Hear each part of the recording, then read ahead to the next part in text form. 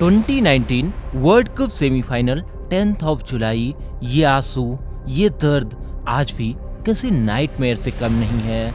मुझे बहुत अच्छे से याद है, उस दिन घर पर बहुत बारिश हो रही थी, लाइट सुबह से नहीं थी। हम मामा लोग एक साथ बैठकर रेडियो पर मैच सुन रहे थे और इंडिया की पारी जैसे शुरू होती है, 4 रन पर पहला विकेट गिरता है, रोहित शर्मा आउट हो जाते हैं तो धड़कन तेज होने लगती है। फिर जब 5 रन के स्कोर पर केएल राहुल, देन फिर 5 रन के ही स्कोर पर विराट कोहली आउट हो जाते हैं और कमेंटेटर रेडियो से बोलता है, ये लगा इंडिया को तीसरा झटका, विराट कोहली 1 रन बनाकर आउट और इंडिया 5 for 3। तब तो मानो कलेजा मुंह को आ गया। And literally at the end जब धोनी रन आउट होकर जा रहे थे तब आंखें आंसू से भर आई थी। एंड उस टाइम पर धोनी, जो उस समय मेरे फेवरेट प्लेयर हुआ करते थे, उन पर बहुत गुस्सा भी था। एंड मेरी तरह आप में से भी बहुत सारे लोग धोनी पर गुस्सा हुए होंगे, उन्हें इस हार का जिम्मेदार मानते होंगे। तो आज इस वीडियो में हम बिना बायस्ड हुए देखेंगे कि 2019 के उस वर्ल्ड कप हार का जिम्मेदार कौन था और इसने धोनी की कितनी गलती थी। साथ में ये भी जानेंगे कि टीम मैनेजमेंट ही क्यों नहीं चाहती थी कि इंडिया वर्ल्ड कप जीते।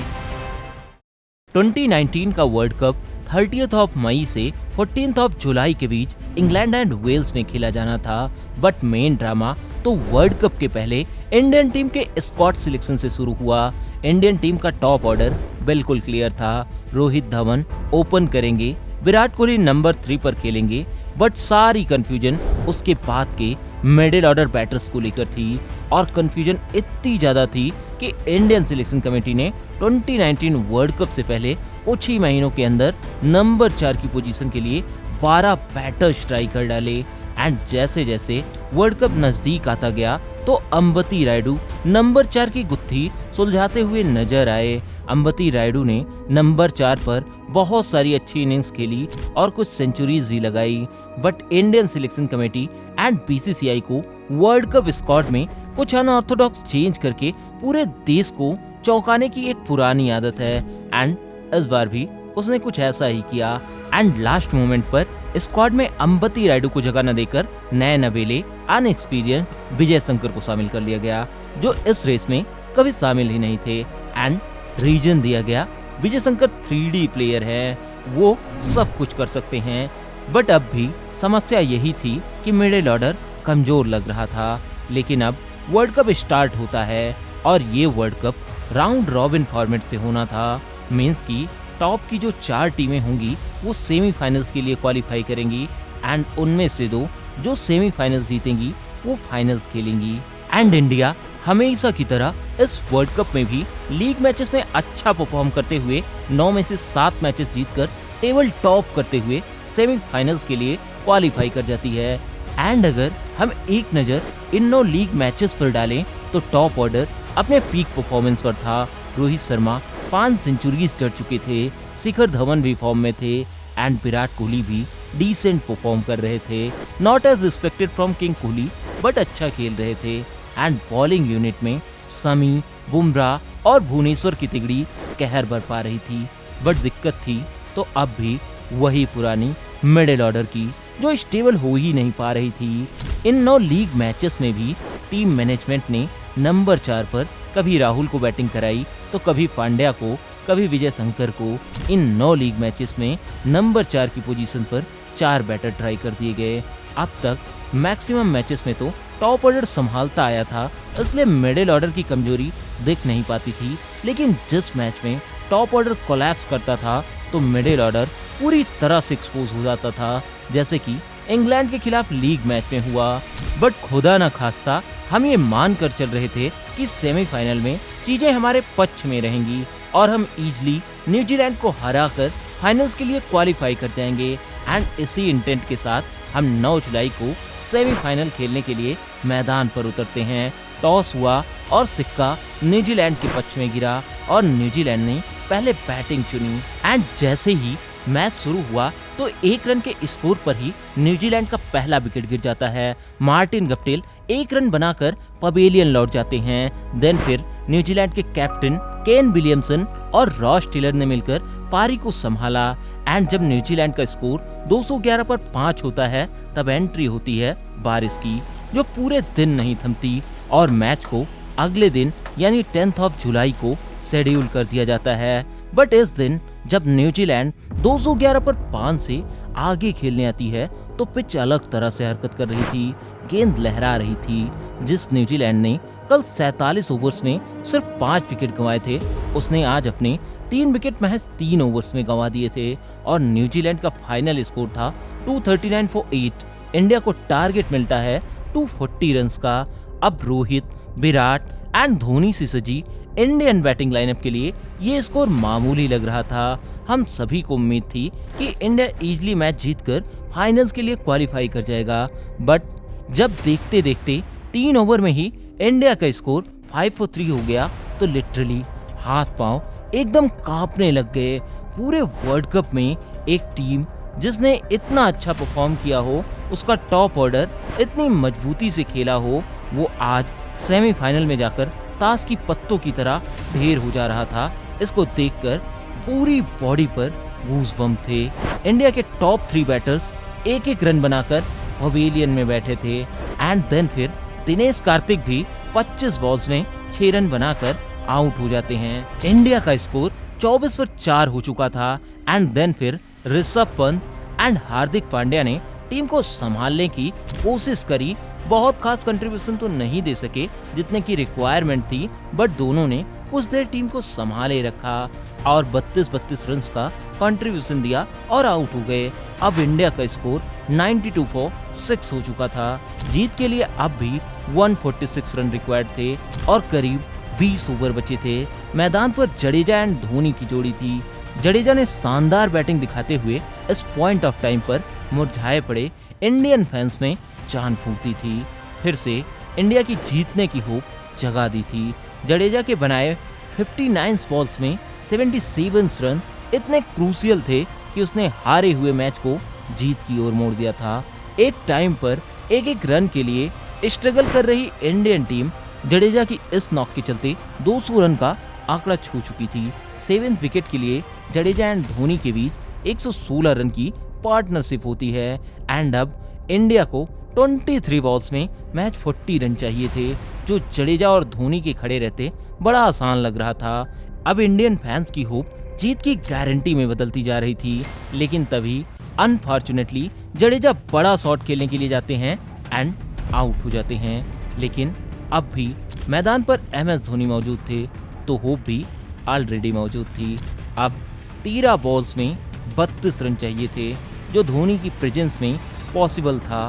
बट जैसे ही धोनी रन आउट होते हैं और ये मोमेंट आता है, लिटरली ये बहुत पेनफुल होता है। अगर आप क्रिकेट फैन हैं और आपने ये मैच देखा होगा तो यकीनन मेरी तरह आपकी आंखों में भी आंसू रहे होंगे।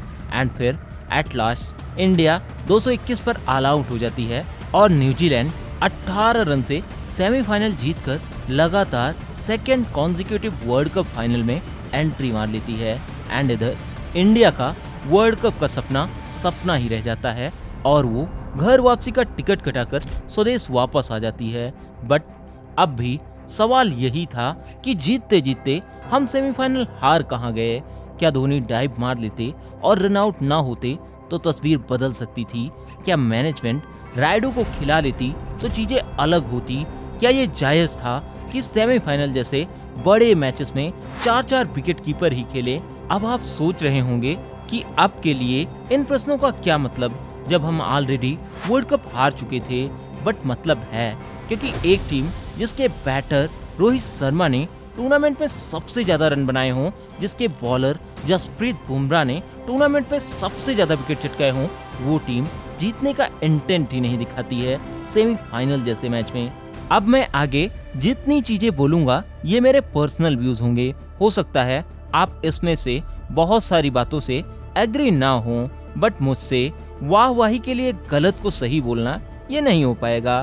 तो चलिए मान लेते हैं कि एक टीम जिसके 5 रन पर 3 विकेट गिर गए हों, उसका टॉप ऑर्डर बुरी तरह कोलैप्स हो गया हो, तो जाहिर सी बात है बाकी टीम पर प्रेशर आएगा। बट क्या टीम मैनेजमेंट सेमीफाइनल जैसे इतने बड़े मैच से पहले ये सिनेरियो एज्यूम करके नहीं चल रही थी कि ऐसी भी सिचुएशन बन सकती है? और जब ऐसा सिनेरियो बन जाता है तो आपके पास मिडिल ऑर्डर में खिलाने के लिए 3-3 कीपर्स हैं। कोई नया आया है तो कोई बीच बीच में खेलता है। मैनेजमेंट की क्या ही स्ट्रेटजी थी, राम ही जाने, कि वो वर्ल्ड कप के बीच में भी एक्सपेरिमेंट कर रहे थे। नंबर 4 की पोजीशन पर मैनेजमेंट ने वर्ल्ड कप के लीग मैचेस में 4 प्लेयर बदल दिए। एंड जब धवन ऑस्ट्रेलिया के खिलाफ सेंचुरी मारकर चोटिल हो जाते हैं और उनका रिप्लेसमेंट लाना होता है, तब भी अंबती रायडू को टीम में नहीं चुना जाता। रीजन क्या था? कि मैनेजमेंट का सेल्फ ईगो आ जाता है, क्योंकि जब सिलेक्शन कमेटी ने विजय शंकर को अंबती रायडू के ऊपर स्क्वाड में ये कहते हुए चुना था कि विजय शंकर 3D प्लेयर हैं, तब रायडू ने ट्वीट कर दिया था कि अब मैं वर्ल्ड कप 3D ग्लासेस लगाकर देखूंगा, जिसको इंडियन टीम मैनेजमेंट ने अपने ईगो पे ले लिया। और जहां धवन के रिप्लेसमेंट के रूप में एक रेगुलर बैट्समैन को चुनना था, वहां किसी और को चुन लिया गया, क्योंकि मैनेजमेंट को वर्ल्ड कप जीतने से कुछ खास मतलब तो था नहीं। उसे सिर्फ अपना ईगो सेटिस्फाई करना होता है एंड पॉलिटिक्स करनी होती है।